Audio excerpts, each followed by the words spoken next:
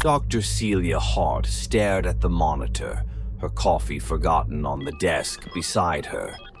The data was impossible.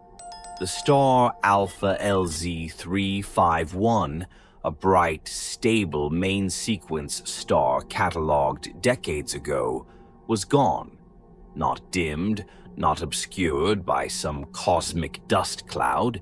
It had simply disappeared. Its coordinates now marked a patch of empty blackness, devoid of light. "It's a glitch," her assistant Samir said, though his tone betrayed his uncertainty. He leaned closer to the monitor, scrolling through lines of spectrographic data. "Maybe the satellite lost alignment." Celia shook her head. "It's not a glitch." She tapped a key, overlaying images from the past month. The star was there, blazing in its usual brilliance, until it wasn't. "This is deliberate. Stars don't just vanish." "Supernova," Samir suggested, though even he knew it didn't fit. There was no radiation spike, no trace of debris, no gravitational ripple. Nothing. Before she could answer, the observatory's main alert system chimed. Celia turned to another screen as a flood of messages from global astronomy networks lit up her console. The reports were identical. Stars in nearby constellations, one by one, were winking out of existence. Cygnus, Orion, Ursa Major, all were missing key members of their celestial patterns. "It's not just Alpha LZ 351, Celia said, her voice low. "This is spreading." Over the next several hours, the team at the Lunar Zenith Observatory scrambled to process the incoming data. Every telescope they directed toward the affected regions confirmed the same thing. Stars were vanishing without a trace. It wasn't a local event. It was happening on a cosmic scale. When Celia joined the emergency call with other astrophysicists, the atmosphere was tense. Screens flickered with the anxious faces of experts from around the world, all of them struggling to find an explanation. "We're tracking over 24 stars gone in the last week," said Dr. Kwan from the South Pole Telescope. "Whatever's causing this, it's accelerating." Dr. Kessler, the lead scientist at the European Southern Observatory, leaned into his camera. "It's not just the stars. Our long-range instruments picked up strange activity near the vanishing points, objects moving against the backdrop of deep space." "Moving?" Celia asked sharply. "What kind of objects?" "Shadow-like," Kessler replied. "They appear just before the stars vanish, but we can't get a clear image. Whatever they are, they're enormous." A chill ran down Celia's spine. Enormous was not a word used lightly in astrophysics.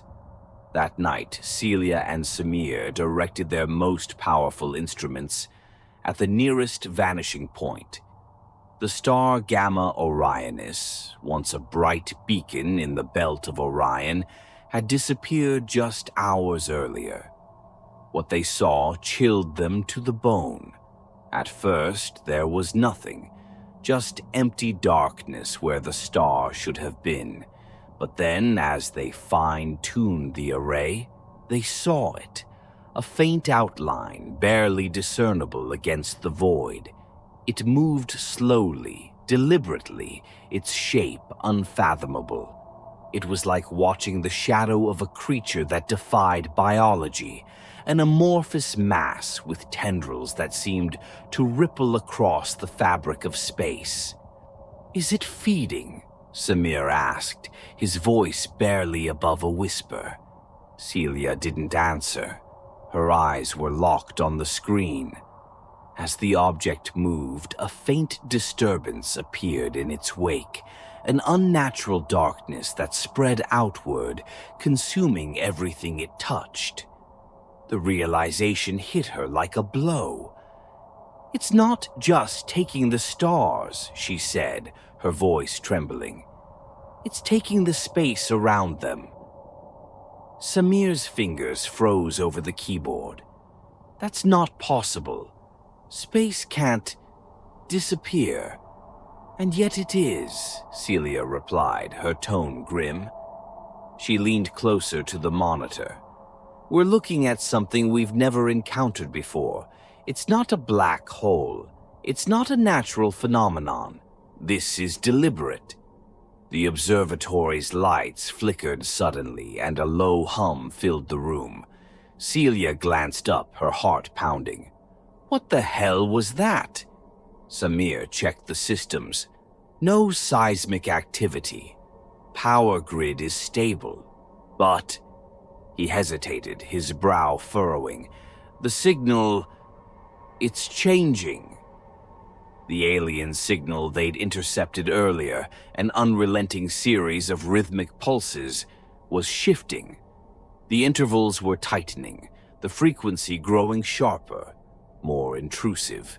Celia adjusted the audio feed, her stomach twisting as she realized the pattern wasn't random.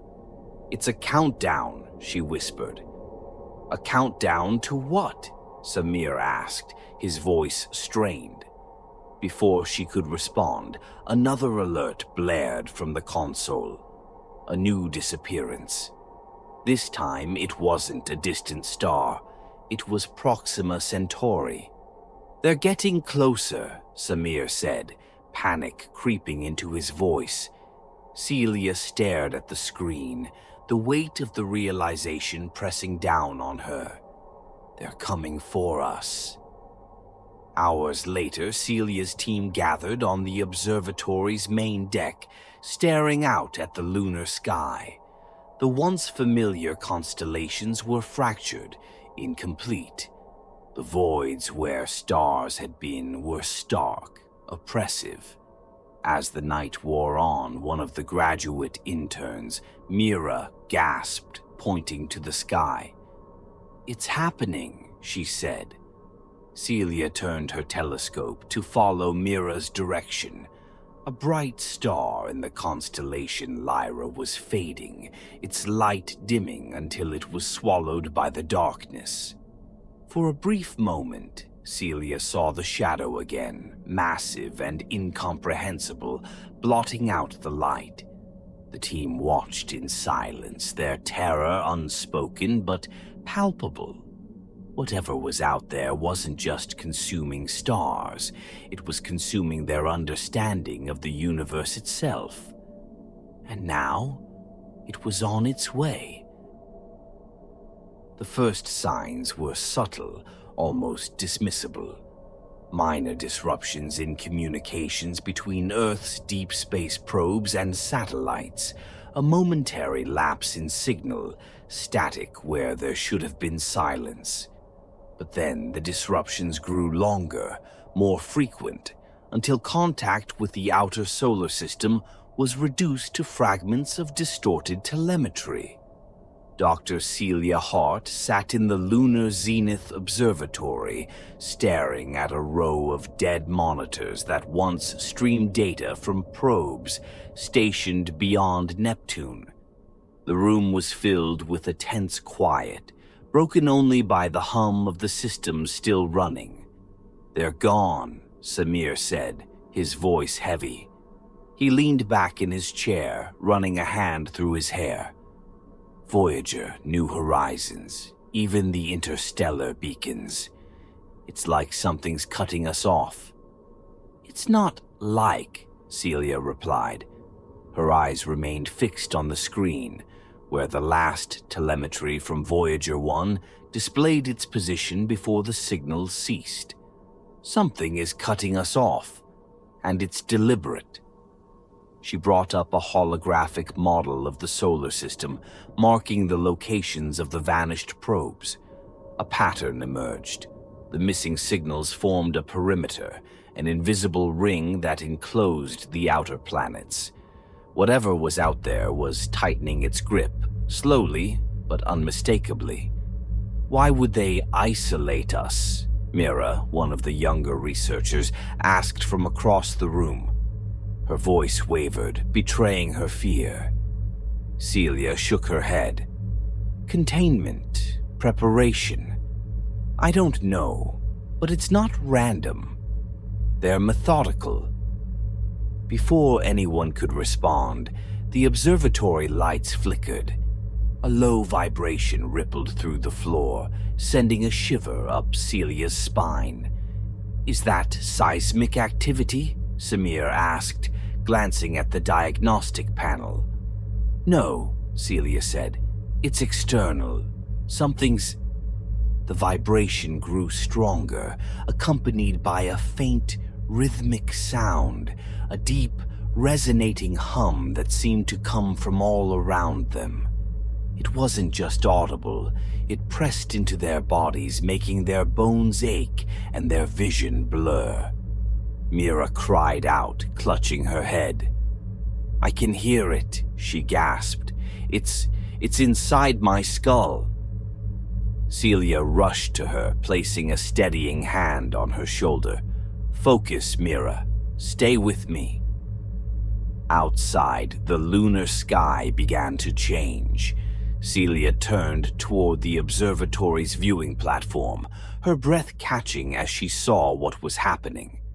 The stars were fading, not vanishing, but dimming as though a vast, translucent curtain was being drawn across the universe. The effect was subtle at first, but within minutes the night sky was a shadow of its former self.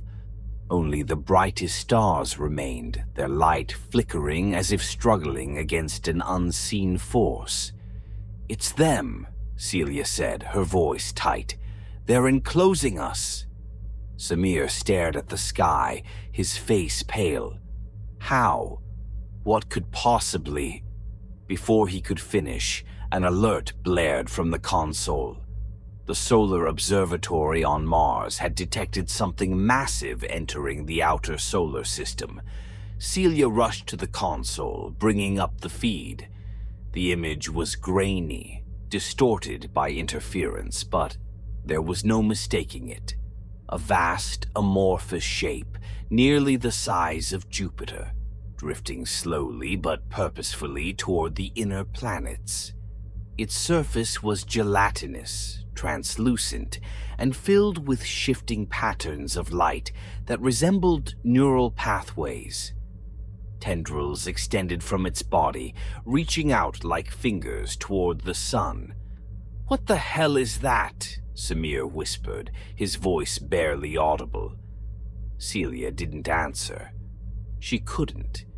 Her mind raced, trying to make sense of what she was seeing. The creature, if it could be called that, moved with an intelligence that was undeniable. It wasn't a rogue cosmic entity or a natural phenomenon.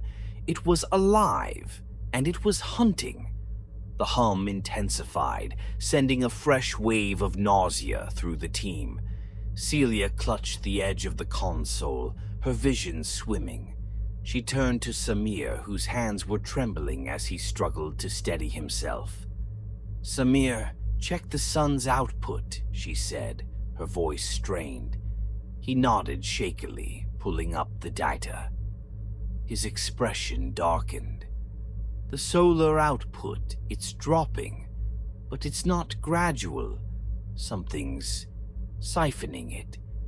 Celia's stomach twisted. "The tendrils," she said, pointing to the screen. "They're feeding on it." As they watched, the creature extended more tendrils toward the sun, wrapping them around its surface. Solar flares erupted, their chaotic energy bending unnaturally as the tendrils absorbed them. The sun's light dimmed further, its once brilliant surface marred by patches of unnatural shadow. "They're not just cutting us off," Celia said, her voice hollow. "They're consuming us. The sun is their target." The room fell silent, the weight of her words sinking in. Mira broke the silence, her voice trembling. If they take the sun, what happens to us? Celia didn't respond.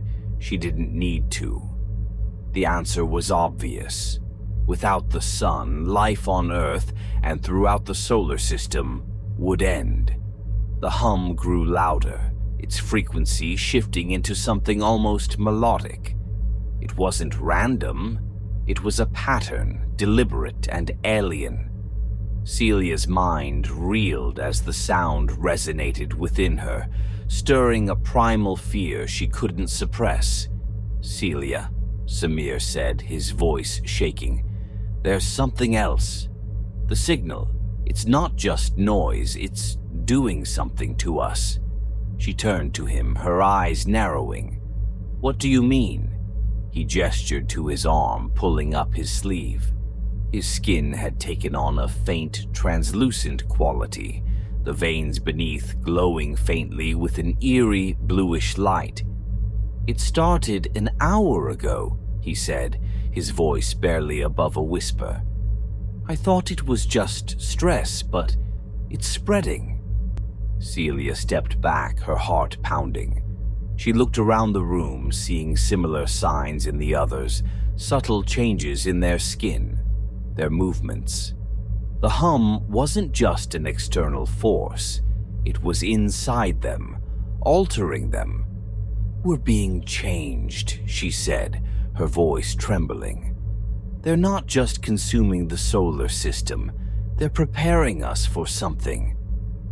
The hum reached a crescendo, and for a moment, Celia thought she could hear something beneath it, a voice, distant and alien, whispering a single, incomprehensible word.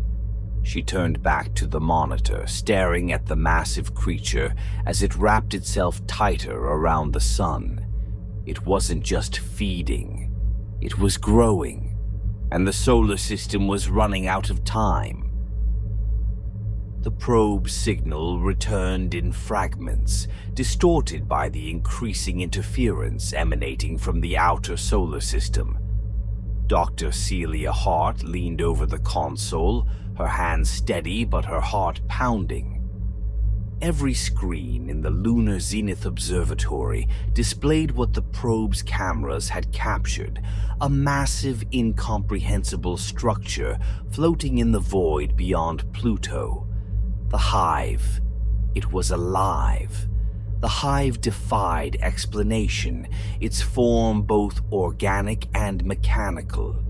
Vast tendrils of translucent, bioluminescent material extended outward like the roots of a tree, reaching toward the solar system as if preparing to ensnare it. The central mass was a sprawling, amorphous sphere, its surface undulating with rhythmic pulses of light. Embedded within it were clusters of pods, each pulsating faintly, as though something inside them was stirring. "It's a breeding ground," Celia whispered, her voice thick with dread.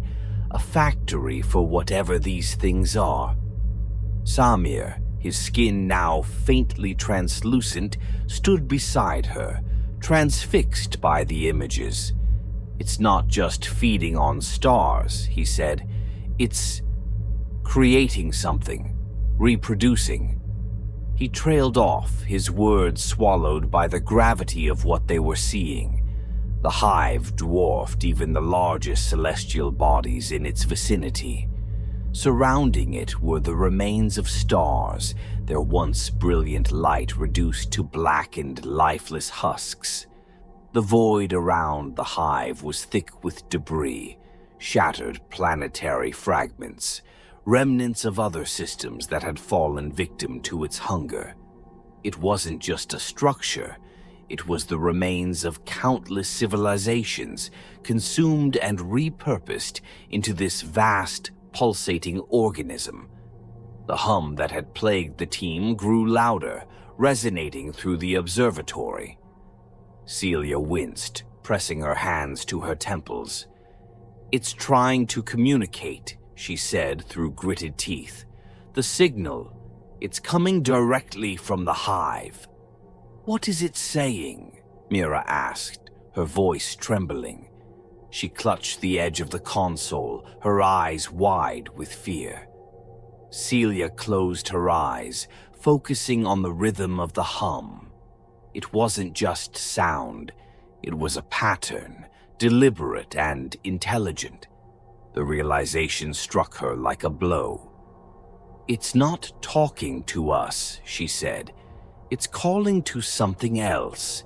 It's broadcasting." "Broadcasting to what?" Samir asked. Before Celia could answer, the probe's feed cut to static, its signal overwhelmed. The room plunged into a heavy silence, broken only by the hum that now seemed to vibrate through their very bones. "We need to send another probe," Mira said, her voice shaking. "We need more data." "No," Celia interrupted. "We've seen enough. We don't need more data. We need to stop it." Samir turned to her, his expression incredulous. "Stop it? How? That thing is the size of a planet. What could we possibly do against it?" Celia didn't have an answer. Her mind raced, searching for solutions, but the scale of the hive's existence was beyond anything humanity had ever encountered. "If we do nothing, it will consume the sun, and us with it," she said. "We have to try."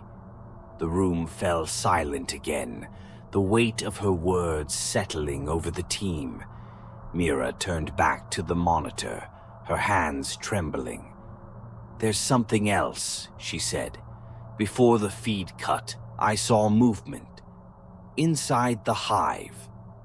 Celia frowned. "What kind of movement?" Mira brought up the final frozen frame from the probe. It showed the interior of the hive's central mass, a vast glowing chamber filled with pods. The image was grainy, but there was no mistaking the shapes emerging from the pods. They were humanoid, elongated, twisted forms with limbs that ended in razor-sharp appendages. Their bodies glowed faintly with the same bioluminescent light as the hive, their features unrecognizable but eerily familiar. "They're us," Mira said, her voice barely above a whisper. "Or they used to be." Celia stared at the screen, her stomach churning. The creatures moved with deliberate precision, their movements synchronized as if controlled by a single mind. They weren't just drones, they were extensions of the hive itself. "It's converting its victims," Celia said. "Not just stars, but life. It's assimilating them, reshaping them into whatever this is." Samir's hand went to his arm, where the faint glow beneath his skin had grown stronger. "It's happening to us too," he said. "The signal, it's changing us, preparing us." Celia turned to him, her expression grim. "We still have time, but we need to act now." The plan was desperate and reckless, but it was all they had. Using the observatory's remaining nuclear arsenal, they would attempt to overload the hive's nearest tendril, severing its connection to the solar system. It wouldn't destroy the hive, but it might buy them enough time to find a more permanent solution. As the team prepared the payload, the hum grew louder, more insistent. Celia could feel it in her chest, a rhythmic pounding that seemed to sync with her heartbeat. The hive knew what they were doing. "We have to hurry," she said, her voice tight. "It's reacting." Samir's condition worsened as they worked. His movements grew sluggish, his breathing labored. The glow beneath his skin had spread, pulsing in time with the hive's hum. "I'll finish this," he said, his voice strained. "You need to get out of here." "I'm not leaving you," Celia said, her voice firm. "You don't have a choice," Samir replied. He gave her a weak smile. "I can feel it, Celia. I'm already part of it.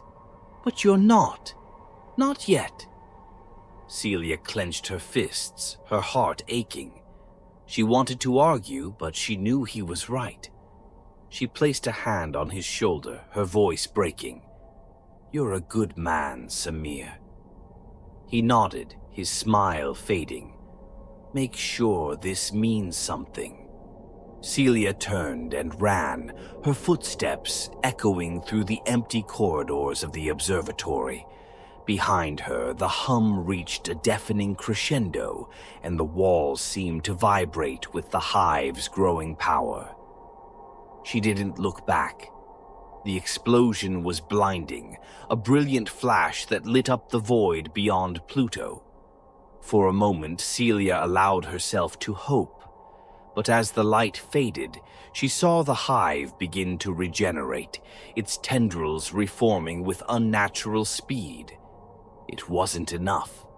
As the last remnants of the probe's signal faded, Celia stared at the screens, her chest tight with despair.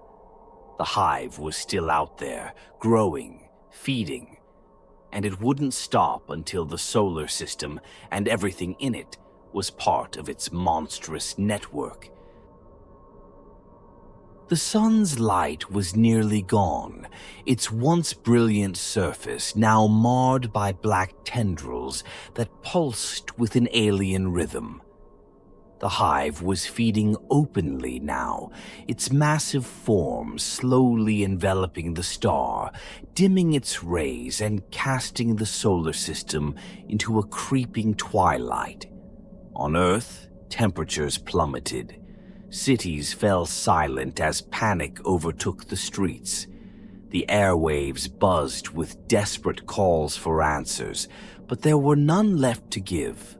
On the moon, inside the Lunar Zenith Observatory, Dr. Celia Hart stared at the grim readings on her console.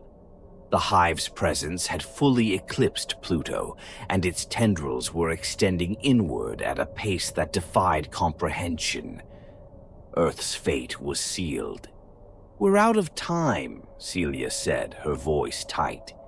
She turned to Mira, the only other surviving member of the team, whose trembling hands hovered over the reactor controls. "Are the payloads armed?" Mira nodded, her eyes rimmed with tears. "The reactor will overload in 5 minutes. If we can sever the primary tendril, it might slow them down." 5 minutes isn't enough," Celia replied.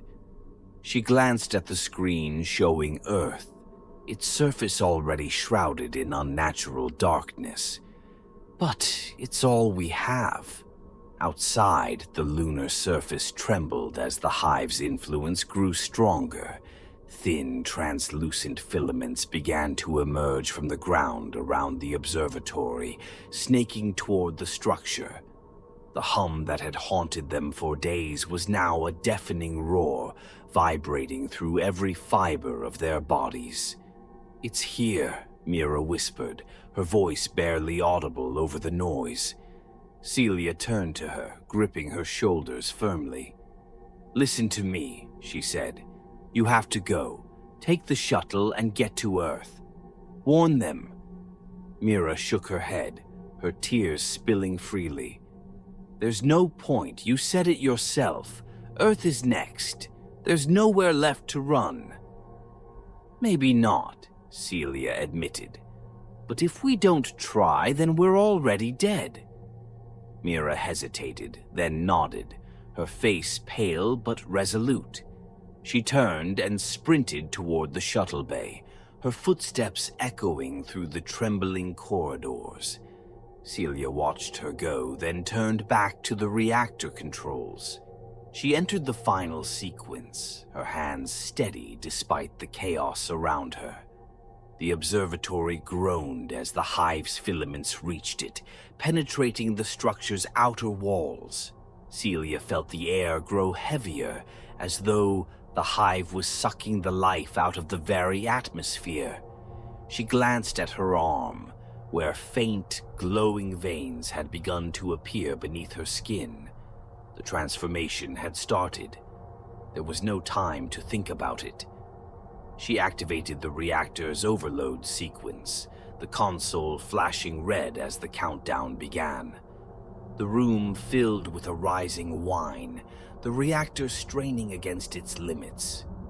The hive responded immediately, its tendrils surging toward the observatory with terrifying speed. Celia grabbed a communicator and opened a channel to Earth. Static filled the line, but she forced her voice through, hoping someone, anyone, was listening. "This is Dr. Celia Hart, Lunar Zenith Observatory," she said, her voice cracking. "The hive is here. It's feeding on the sun, and it's not stopping. It's consuming everything, stars, planets, life itself. If you're hearing this, you need to prepare. It's already too late for us, but maybe you can find a way to survive." The communicator crackled, then went silent. Celia dropped it and turned back to the console. The countdown had reached 30 seconds. The hive's tendrils broke through the reactor room's walls, their pulsating lengths writhing as they closed in. Celia stood her ground, her eyes locked on the reactor. She could feel the hum in her bones, the hive's presence overwhelming her thoughts. It wasn't just consuming, it was speaking, its rhythm a language she couldn't understand but felt deep in her soul. In her final moments, Celia thought of Earth, of sunlight, of the stars that had once filled the night sky. She closed her eyes and whispered, "I'm sorry." The reactor detonated. The explosion was blinding, a violent burst of light and energy that tore through the hive's nearest tendrils, severing their connection to the sun. The lunar surface fractured, throwing debris into the void. For a brief moment, the hive recoiled, its massive form shuddering as if in pain. But it wasn't enough. The hive regenerated almost immediately, its severed tendrils regrowing with unnatural speed. It absorbed the energy from the explosion, its pulsations growing stronger, more determined. The sun dimmed further, its once brilliant surface now a patchwork of alien tendrils and blackened scars. On Earth, the darkness deepened. Cities fell silent as the temperature plummeted further. The sky above now a void where the sun had once blazed. The hive's hum echoed faintly in the air, its presence inescapable.